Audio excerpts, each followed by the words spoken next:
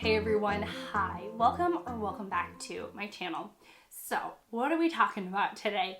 Today I'm gonna present to you an issue that I'm having with my books.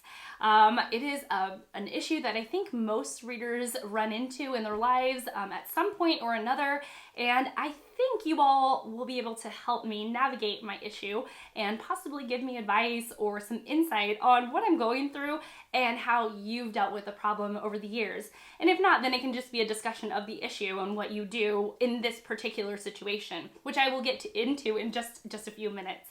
If you are new here, then hi, I'm Shelly, and I love books and reading. I love it so much. I love it so much that I have a whole channel dedicated to books and reading. And if you also love reading and books and listening to someone talk very enthusiastically about books, then I would encourage you to subscribe. But as it stands, we're gonna get into the meat of this video. I'm gonna start off this video with a couple of terms because I'm trying to figure out where to start in this video and in this discussion. And so I'm gonna start off with a couple of bookish terms.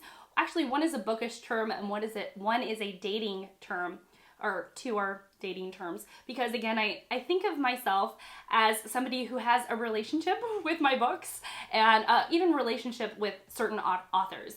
You know, I have deeper relationships with certain authors because I've read more of their books and I've thought about their books for a long time.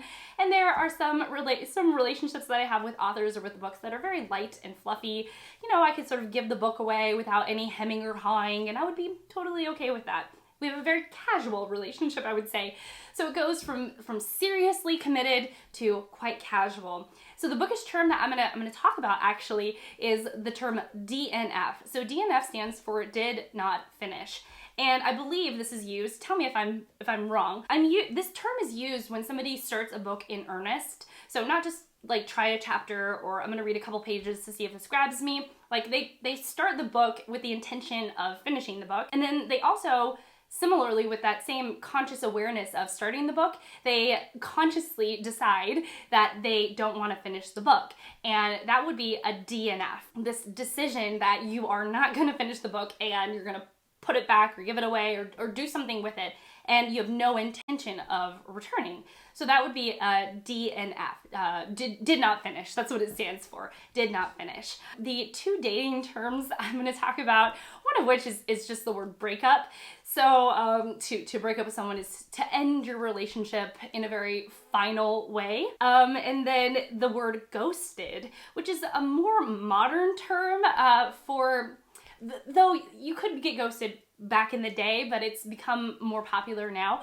So ghosted is that when somebody is ghosted, it means that you've had some sort of a romantic encounter with another person.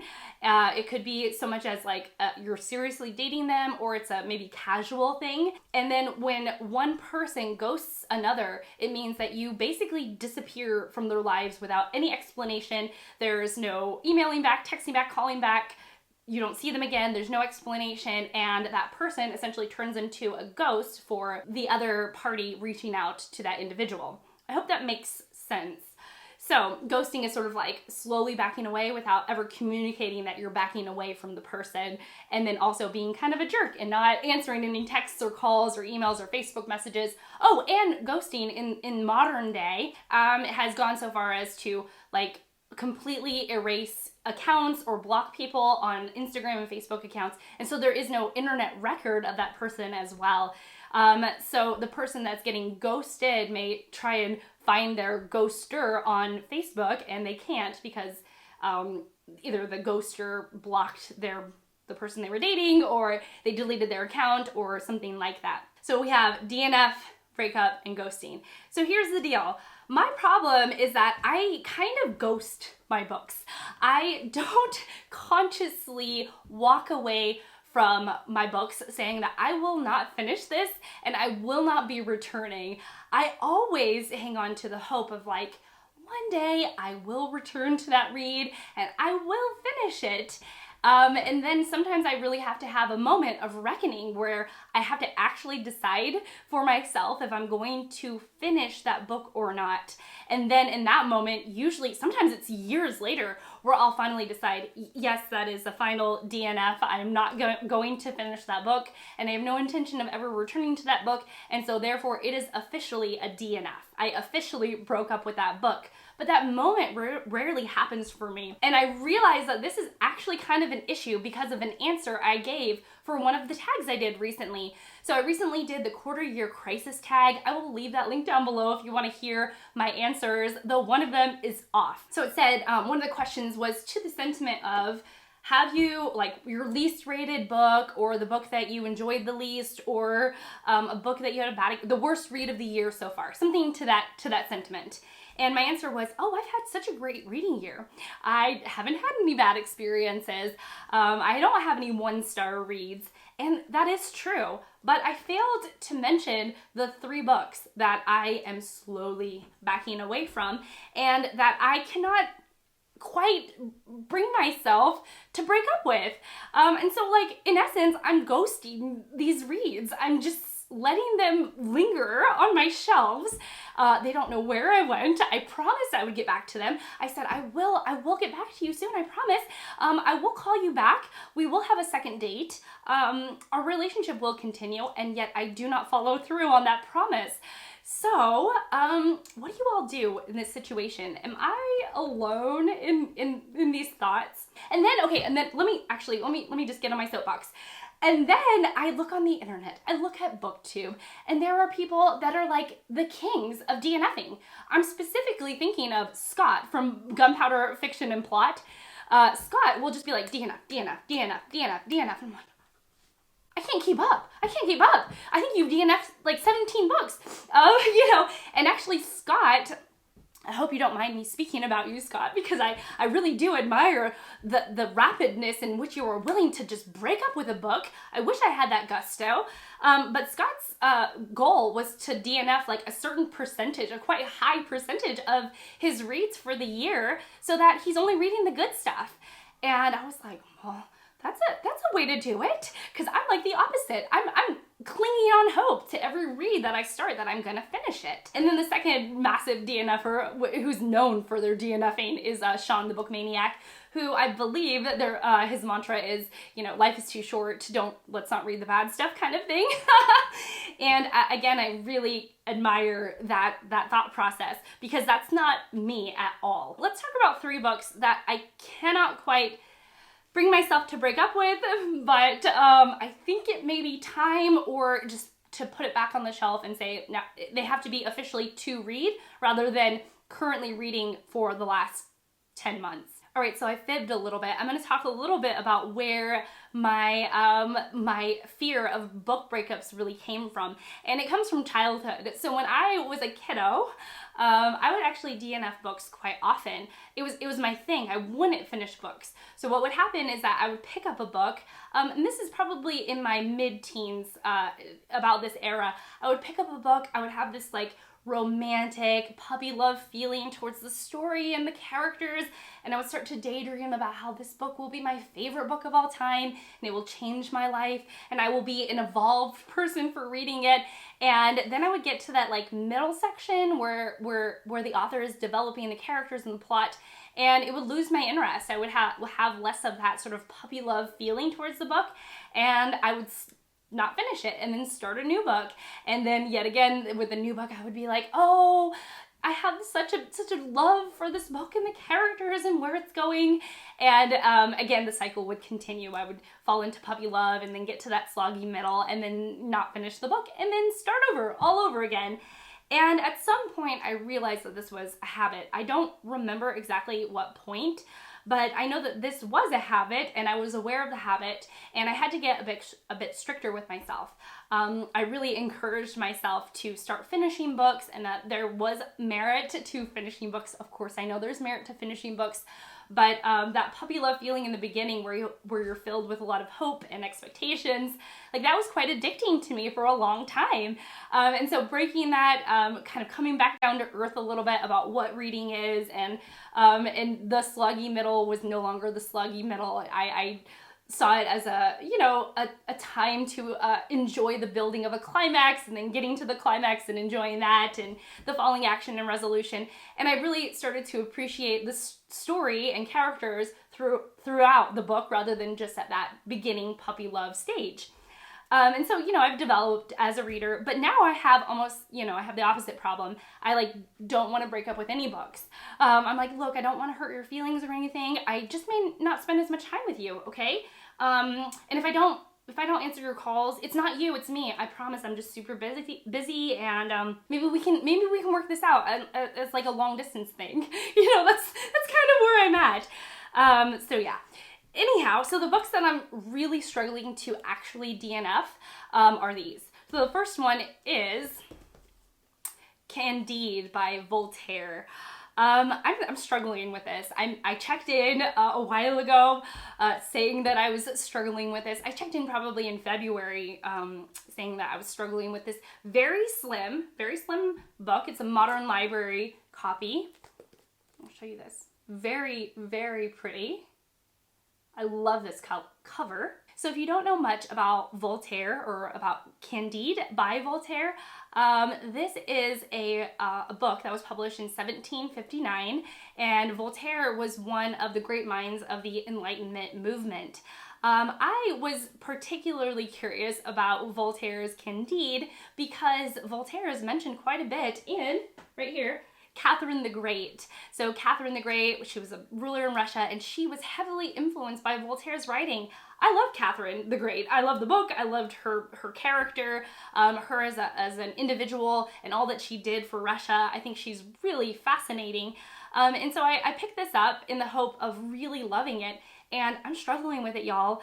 I don't know if it's the humor or the brutality or the fact that it's a satire, and the satire is playing on the idea of being hopeful is not great, and I'm someone full of hope. Actually, no, it's a case against optimism, that how optimism isn't always the best mindset for someone, and a situation in which optimism really doesn't serve an individual. And that's really the premise of Candide. And you would think that I would like this because I've read other satires, even very recently. I read Less about 6 months ago.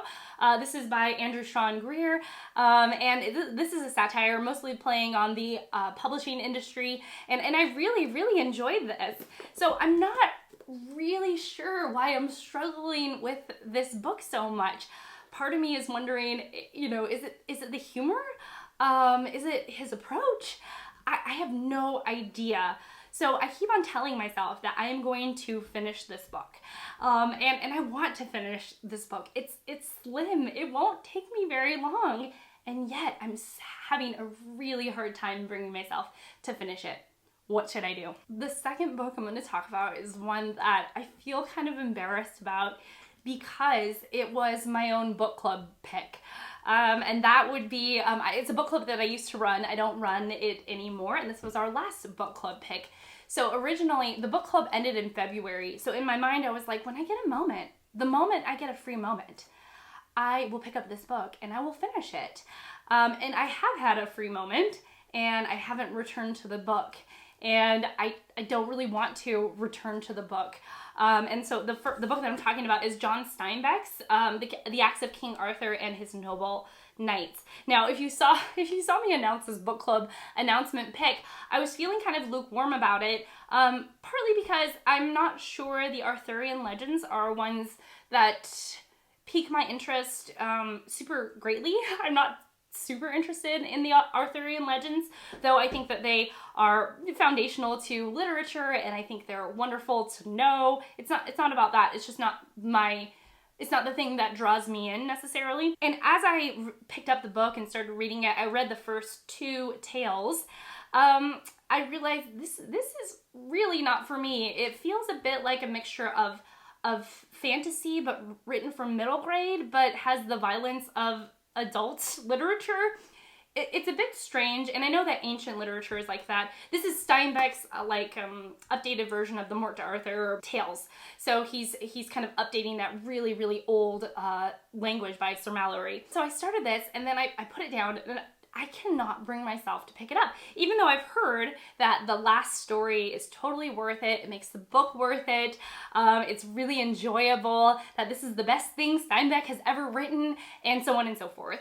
And yet I look at it and I'm like, look, I really don't want to spend any more time with you, but I don't want to tell you that. I hope you can't hear me, because I don't want to tell you that I'm kind of breaking up with you, okay? So yeah, so this is another one, and I keep on thinking it would be just so easy to read a single story a week, because there's only like 6 stories in it, and I feel like I could read a story a week, and yet every time I look or have the moment to pick it up, I'm like, no, thank you.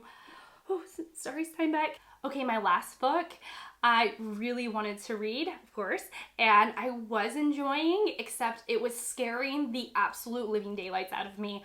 I was frightened by this book, and it is a nonfiction book, y'all. It is a nonfiction book, and yet I still was like, that is wild, and I was having a really hard time getting back to it because it was very anxiety-provoking, if I can borrow one of Gina's terms. It was extremely anxiety-provoking for me, and yet it was so interesting, and it was so engaging, and I keep on wanting to go back to it, but I don't want to be in that state where I feel anxious. And so, consequently, this book has just been staring at me, and I've been giving it eyes back. And that is Alexandra Ministern's The Proud Boys in the White Ethno-State, How the Alt-Right is Warping the American Imagination. Oh, wow. Okay, so what this book sets out to do is to basically talk about how the current day, or more modern white supremacist movement in the United States came about. And Alexandra Ministern takes you on this journey about how this movement, this way of thinking, really got its grips into the American imagination. And she does a great job. Every sentence is beautiful, not beautiful. Every sentence is informative and is full of data, and you can tell that this is extremely well edited. Whoever edited this book really was doing their job well, because it's compact and it feels like a rapid journey. It feels like a huge adventure that Alexandra Ministern is taking you on. So what she does is that she uses this metaphor of the Matrix, and I forget I think it's red pilling, blue pilling, taking the red pill. So in the Matrix, if you don't know, there's this moment where Morpheus tells Neo, the main character, Neo's the main character, if you take this pill, the world that you know right now will not be the same to you, and you will be forever changed, but you will know the truth. And so what Neo does in the very beginning, he takes the pill where he knows the truth, and then he wakes up to this weird, wacky, real world that isn't, that was shocking, and that is so different than the world that he thought he was living in, that he thought was real, that he was once living in. Hopefully that made sense. And so what Alexandra Ministern does is that she says that there are these basically recruiters for the white supremacist movement who get their grips into a very engaged online community, kind of like ours on BookTube, and they start to red pill this very engaged audience. And so they start feeding in messages, very subtle messages that are white supremacist, in order to sort of build the mindset of white supremacy. And she does such a good job talking about it that I had this moment where I was like, oh, I'm part of the internet. I'm in a really engaged community. I wonder if anybody is trying to red pill us. I think that it was the blend of me doing this, being on the internet, talking with you all, enjoying myself on here, and then also reading about something where, reading a book where something really bad and really terrifying has bubbled up because of the internet. And in the same way, in a very similar way that I am interacting with the internet, like I'm engaged in what I'm doing here, and I love what I'm doing here, and it's frightening to think that there are people out there that are using that engagement to change the minds of people, and that is resulting in true and serious consequences for the United States. So I got through about a third of this. I got through a third about all of the books, but I got through about a third of this, and it was just frightening. It was frightening, you all. I was so nervous to pick this up again, and I still am, but I still want to know the rest of her argument. I want to know how she wraps this up. I want to see how she continues her really rapid, fast-paced writing that was so engaging and so interesting. And I wanted to like go to the end, but my poor heart just couldn't seem to take it. Are we in an abusive relationship?